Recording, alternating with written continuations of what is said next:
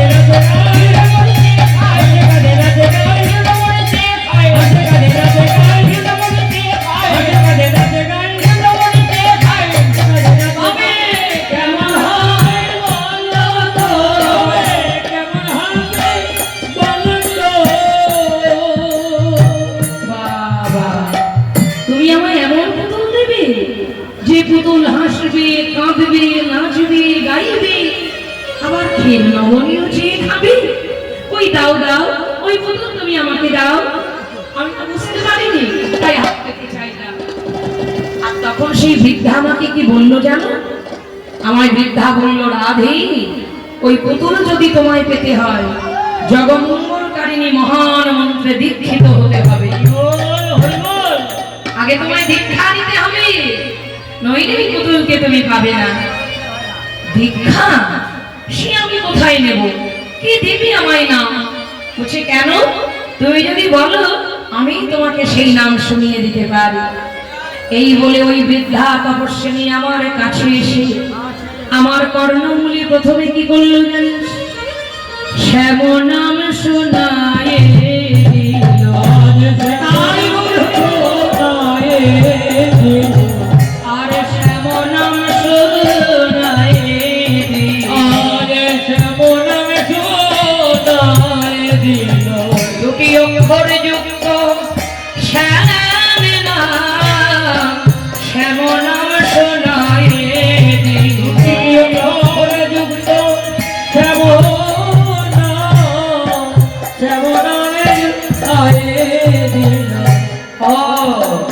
তারপর কি হলো না, ওই শ্যাম নাম আমার কর্ণে আসা মাত্র মনে মনে ভাবলাম, যার নাম এত সুন্দর, যার নামে এত মধু, তাকে দেখতে না জানি কত মধুর। তাই সখী, আমি না দেখে, না বুঝে, না ভালো মন্দ চিন্তা না করে আমি এই মন প্রাণ সবে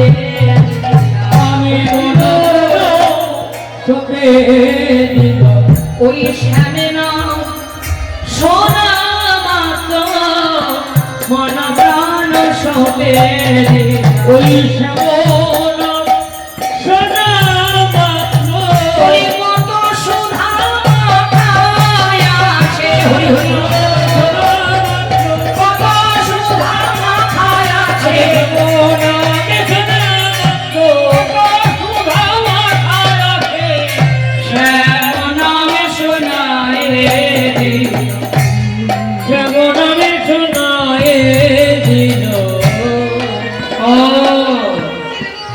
তার মানে প্রথম পুরুষকে চোখে দেখিস না, তার নাম শুনে মন দিয়ে দিলি।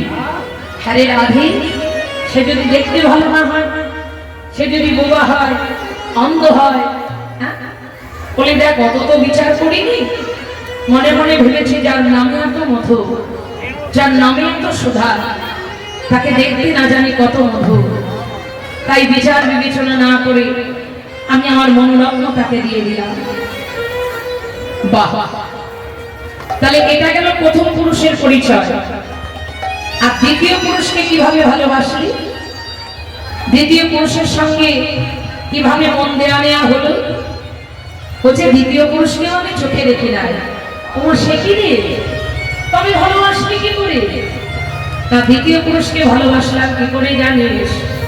কদম্বের বন হতে কিবা শব্দ আচরণ দিতে আসিয়া বসিল মোর কানে কানে, পহিলে শুনি নোহান শ্যামদ আপর, পহিলে শুনি নোহান শ্যামদ আপর, পহিলে শুনি নোহান শ্যামদ আপর, পহিলে শুনি নোহান শ্যামদ আপর।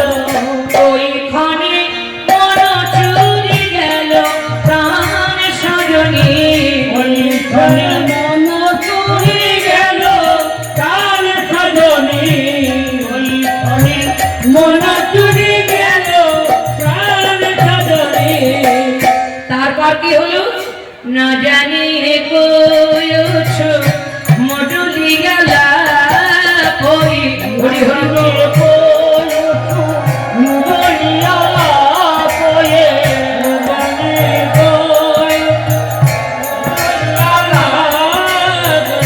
সখিরে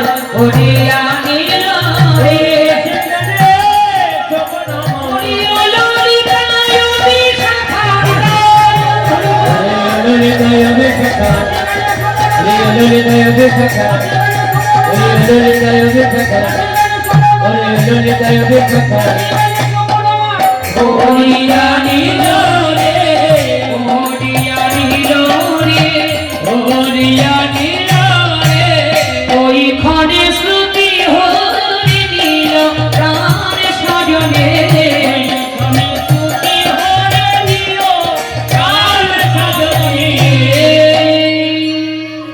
ও বাবা, তার মানে দ্বিতীয় পুরুষকেও চোখে দেখিস না?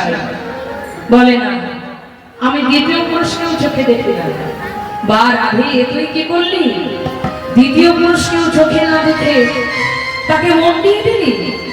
বলছে দেখ মরমী, আমি মনে মনে ভাবলাম বাঁশির গান কানে শুনি, যারে বাঁশির গান এতই সুন্দর, এতই সুন্দর, তাকে দেখতে না জানি আরো কতই সুন্দর, কত সুন্দর।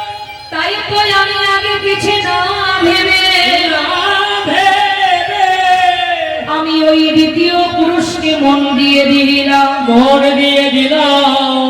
দ্বিতীয় পুরুষের সঙ্গে আমার ভালোবাসা হয়ে গেল, ভালোবাসা হয়ে গেল। তারপর তৃতীয় পুরুষের সঙ্গে কিভাবে দেখা হলো, কিভাবে মন দেয়া নেওয়া হলো, কিভাবে ভালোবাসা হলো বল রাই। এই রাধি সবই যখন বলছিস আর বাকিটা গোপন করিস না, আমাদের মনের কথা খুলে বল। তৃতীয় পুরুষের সঙ্গে তোর কেমন ভাবে ভালোবাসা, কেমন ভাবে ভালোবাসা। তখন রাধারানী বলল, সখী রে, সখী রে, তৃতীয় পুরুষকেও আমি চোখে দেখি নাই, তবে ভালোবাসা হলো কি করে, মনে দেওয়া নেওয়া হলো কি করে, মরমী মরমে ওই তৃতীয় পুরুষের চিত্রপট দেখেছি, না জানি কই পটে দাদু সাউলো, না জানি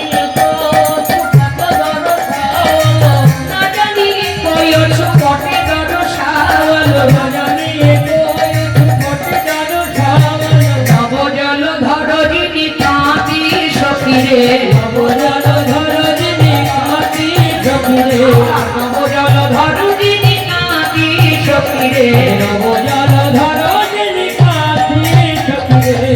মিশিয়া গেল রে, মিশিয়া গেল রে, আহা মিশিয়া গেল রে, মিশিয়া গেল রে, ওই নবজল ধর মিশিয়া গেল রে, নবজল ধর মিশিয়া গেল রে, ওই নবজল ধর মিশিয়া গেল রে, নবজল ধর মিশিয়া গেল রে, নবজল ধর যিনি কাঁদি কাঁদি, নবজল ধর যিনি কাঁদি কাঁদি।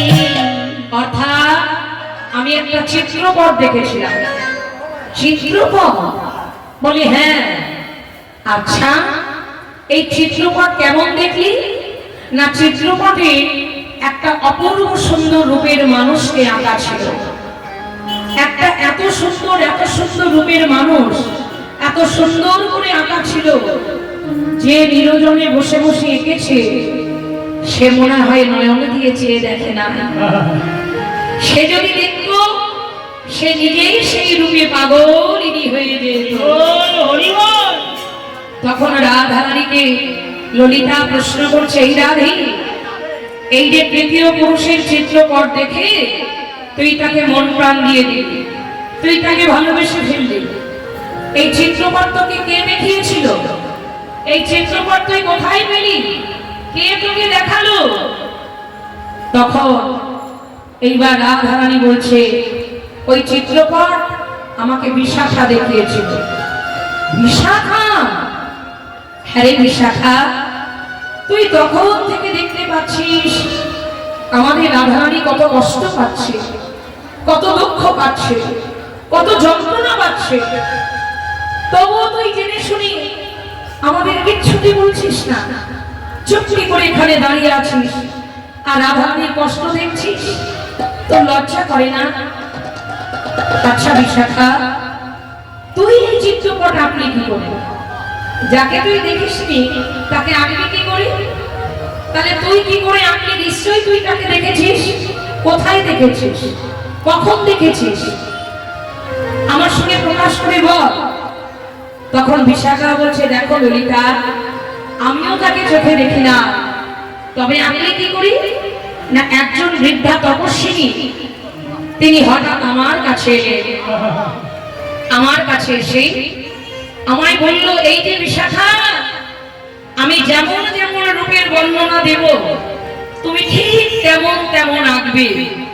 কারণ বিশাখা আঁকায় খুব পটীয়সী, তাই বলল আমি এমন একটা রূপের মানুষের বর্ণনা করব, ঠিক যেমন যেমন বলবো তুমি ঠিক তেমন তেমন আঁকবে। তাই আমাকে সেই বৃদ্ধা তপস্বিনী, তার পরিচয় কি বাবা? যোগ মায়া পূর্ণমাসে ভগবতী দেবী, ভগবতী দেবী, যিনি এই ব্রজলীলার সহায়কারিণী, সহায়কারী, যে যোগ মায়ার কৃপা ছাড়া বৃন্দাবনে রাধা গোবিন্দের প্রেমের লীলা প্রচার হতো না। তাই তো বৃদ্ধা তপস্বিনী রাধা রানীকে ওই পুতুল খেলার ভিতর দিয়ে প্রেমের খেলা শিখাইল। নিতাই গৌর হরি বল। কিভাবে পুতুল খেলার ভিতর দিয়ে প্রেমের খেলা শেখালেন? এই যোগমায়া যদি না আসতে রাধা কৃষ্ণ লীলা হতো না, অসম্ভব। তাই তিনি ব্রজলীলার অঘটন ঘটন পটীয়সিনী পূর্ণমাসী দেবী যোগমায়া। এনার পরিচয়, ইনি হচ্ছেন নারদের প্রিয়তম শিষ্যা। দেবর্ষি নারদের আদেশে ইনি অবন্তিপুরে বাস করেন।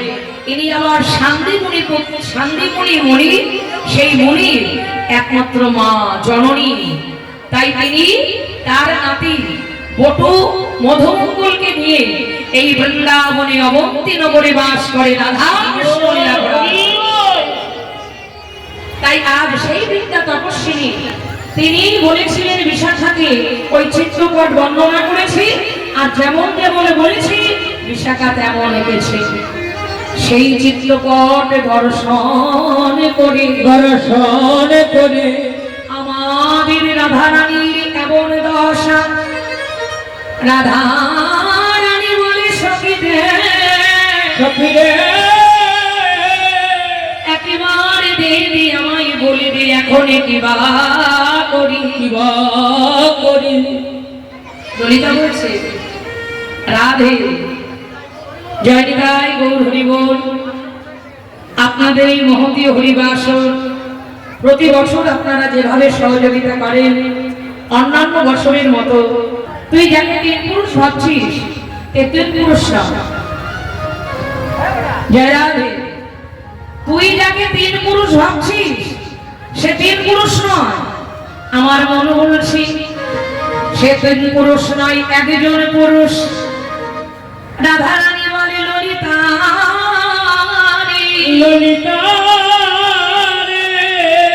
তুই কেমন করে বললি 3 জন পুরুষ নয়? সে যে একজন পুরুষ। আমার মনে অনুভব করে বলেছে সে 3 পুরুষ নয়, সে হলো একজন পুরুষ। পদকর্তা গোবিন্দ দাস একে পাশে দাঁড়ায় বলে, ওগো রাধে বিনোদিনী, আমারও তাই অনুমান, আমারও তাই বিশ্বাস। তাই আমার বিশ্বাস, তুমিও আমার কথা ভরসা করো, বিশ্বাস করো। গোবিন্দ দাসে কহে শোনো শোনো সুন্দরী, গোবিন্দ দাসে কহে শোনো শোনো সুন্দরী। ও রাধে গো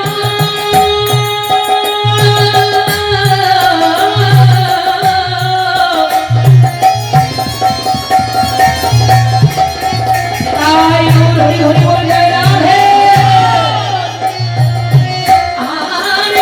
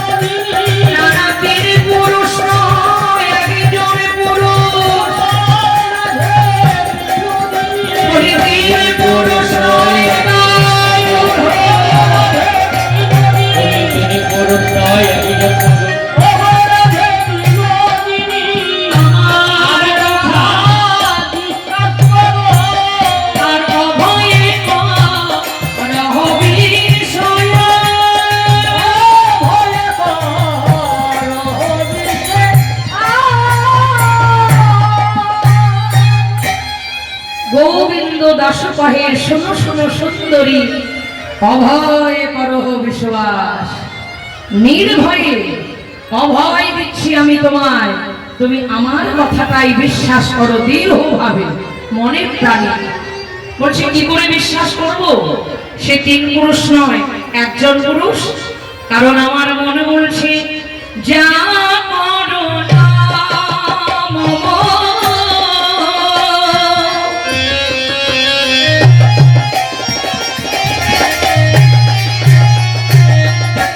মুরলীর অবতার,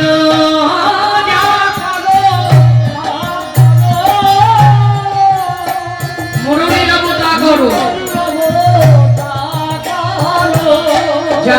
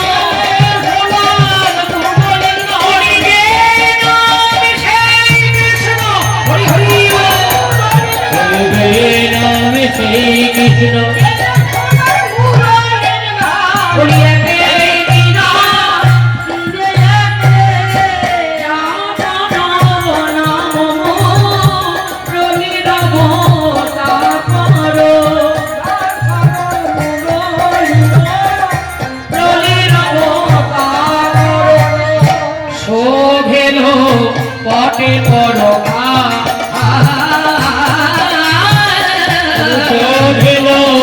পটে করো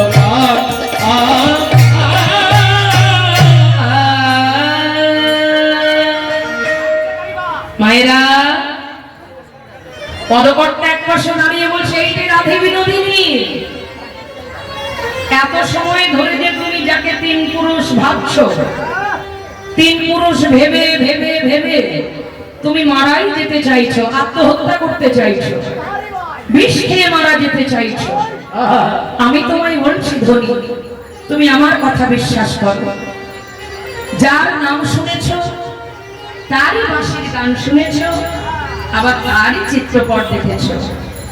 একেই তিন আর তিনেই এক, যেই নাম সেই কৃষ্ণ। হরি বল। নাম নামী অভেদ আত্মা, ঈশ্বর পরম কৃষ্ণ, সচ্চিদানন্দ বিগ্রহ, অনাদিরাদি গোবিন্দ, সর্বকারণ কারণ। আর রাধারানী বলে, সখী রে, তোরা আমায় যতই সান্ত্বনা দিয়ে বোঝাতে চাস, ওই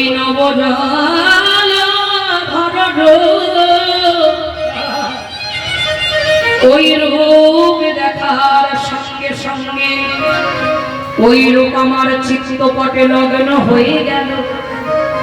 ওই চিত্তপটে লগ্ন হয়ে যাওয়ার সাথে সাথে আমার আর কিছু ভালো লাগে না, কেবল সেই রূপের মানুষের কথা মনে পড়ে। ঘরে ভালো লাগে না, বাইরে ভালো লাগে না, আমার দিন রাত কেঁদে কেঁদে জন্মে গেল। কেন জানিস মরমি রে, মরমি রে, আমার তো ঘর ভালো নয়, আমার ঘরে জ্বালা, আমার বাইরে জ্বালা, বাইরে জ্বালা। তাই কি বলবো সখী রে, শোন শোন, আমি হলাম অভাগিনী, গুণহীনী, মতিহীনী। আরে কি বাহা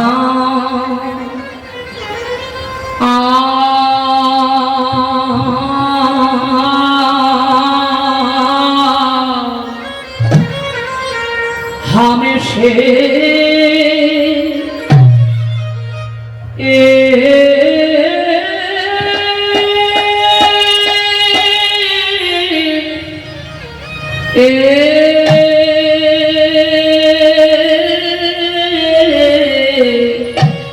हमसे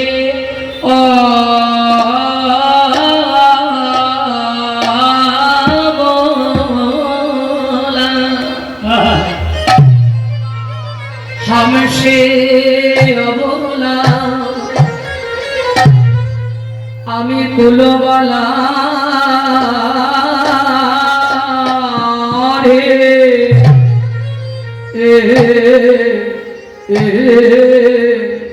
হৃদয়ে অখোলা, ভালো মন্দ নাহি,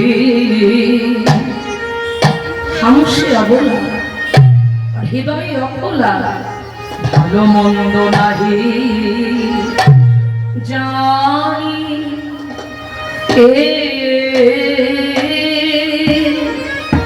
ভালো মন্দ নাহি জানি রে,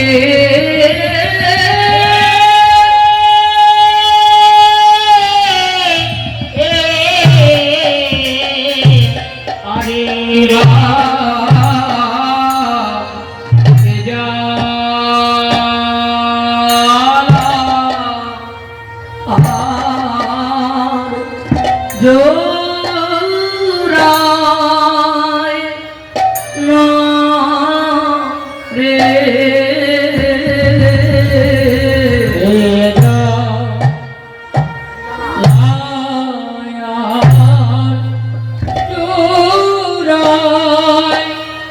না রে,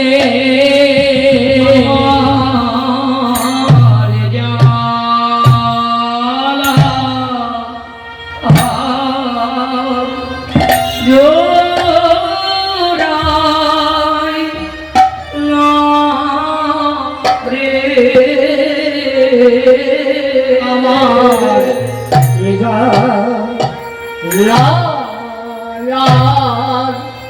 জুড়াই না রে।